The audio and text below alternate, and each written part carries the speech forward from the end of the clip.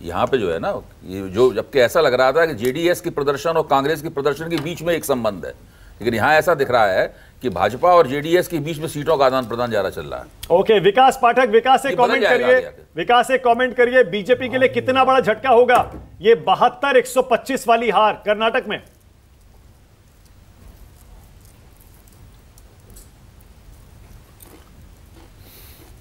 विकास पाठक नहीं है, सुकेश, कितनी बड़ी हार होगी ये बीजेपी के लिए? Not in just terms of के वो कर्नाटक हार गए, बल्कि ये कि 72 सीटों से हार। अच्छा, विकास आ गए, एक सेकंड सुकेश। हाँ विकास, बोलिए। आप मेरी आवाज सुन सकते हैं? हाँ सुन रहे हैं, बोलिए विकास। हेलो। दफ्तर क्वींस रोड बेंगलुरु के बाहर आप इस तरह का नज़ारा देख पा रहे हैं। यहाँ कई महिलाएं हैं, समर्थक जो कि पहुँच चुकी हैं और ज़बरदस्त तरीके से प्रचार कार्य के बाद अब ये यहाँ पर जीत का इस तरह से एक यूँ कहें कि उन्वान किया जा रहा है। और आपको हम ये भी जानकारी देते चले कि आपको सारे विधायकों को जो प्रत्याशी हैं जो अब जीतने जा रहे हैं उन्हें कह दिया गया है कि आपको देर शाम तक यहाँ बेंगलुरु पहुँच जाना है और चॉपर्स की व्यवस्था की गई है, हेलीकॉप्टर की व्यवस्था की गई है और कहीं भी लोकल जश्न नहीं होगा, ये बता दिया गया है। देखिए उस तरफ स्क्रीन लगाया गया है और यहाँ इंतज़ार हो रहा है, कहा जा रहा है कि 1 घंटे के भीतर यहाँ बड़ा जश्न होने जा रहा है। सभी जीतने वाले प्रत्याशियों को तुरंत यहाँ से आला कमान से आदेश चला गया है कि आप यहाँ बेंगलुरु पहुँचेंगे, कहीं नहीं जाएंगे, कोई लोकल सेलिब्रेशन नहीं करेंगे। और मेरी जानकारी ये है कि धारवाड़ में, हुबली में, बेलगाम में, बल्लारी में, इन सब जगहों पर चॉपर खड़ा हो चुका है और सभी विधायकों को लेकर के यहाँ पहुँचना है। बस उन्हें इंतजार है कि जैसे ही डीएम साहब सर्टिफिकेट उन्हें देंगे उन्हें बेंगलुरु पहुँच जाना है। यहाँ खड़गे मौजूद है, खड़गे जो कि कांग्रेस के अध्यक्ष है और यही फैसला लिया जाना है। संजीव, लौटूंगा आपके पास। इलेक्शन कमीशन की वेबसाइट के मुताबिक 95 सीटों के रुझान हमारे पास आ चुके हैं।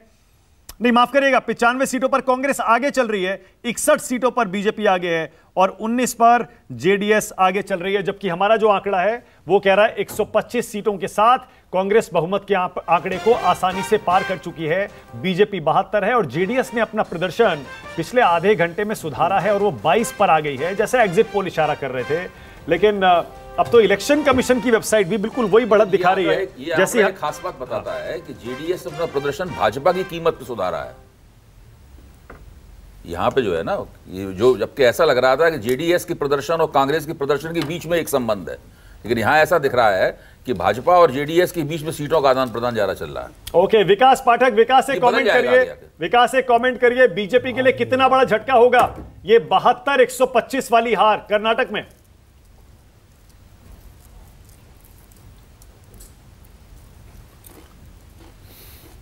विकास पाठक नहीं है, सुकेश, कितनी बड़ी हार होगी ये बीजेपी के लिए?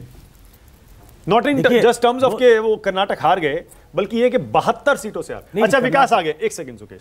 हाँ विकास, बोलिए। आप मेरी आवाज सुन सकते हैं? हाँ सुन रहे हैं, बोलिए विकास। हेलो। सुकेश बोलिए। नहीं, मैं कल से कह रहा हूं कि ये हार बीजेपी के लिए बहुत अच्छा संकेत नहीं है। वो हारना चाहते नहीं, कोई भी पार्टी नहीं हारना चाहती है। 2024 के पहले साउथ में इकलौता एक स्टेट ऐसा है कर्नाटक जहां बीजेपी की सरकार है।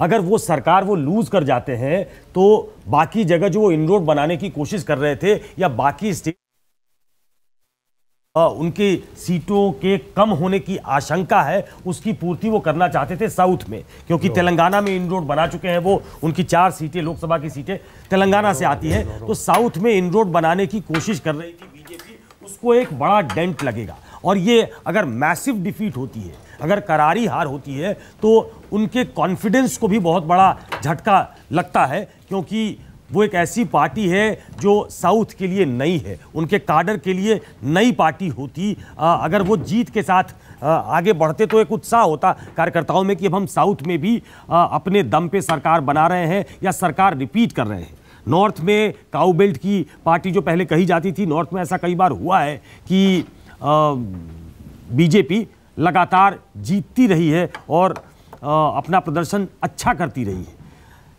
साउथ में, कर्नाटक में कभी वो 113 का आंकड़ा पा नहीं सकी, लेकिन सरकारों में रही है।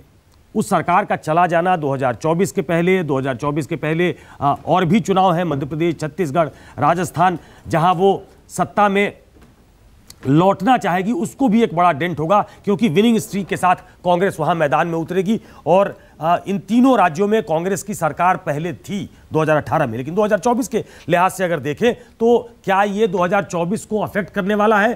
कांग्रेस को लगेगा कि हाँ, शॉट इन द आर्म होगा कांग्रेस के लिए, लेकिन पुराना एक एग्जाम्पल ऐसा है कि 2018 में तीनों राज्य जीत गई थी कांग्रेस, लेकिन 2019 में इन तीनों राज्यों में कांग्रेस का सूपड़ा साफ हो गया था। संदीप आ चुके हैं। संदीप,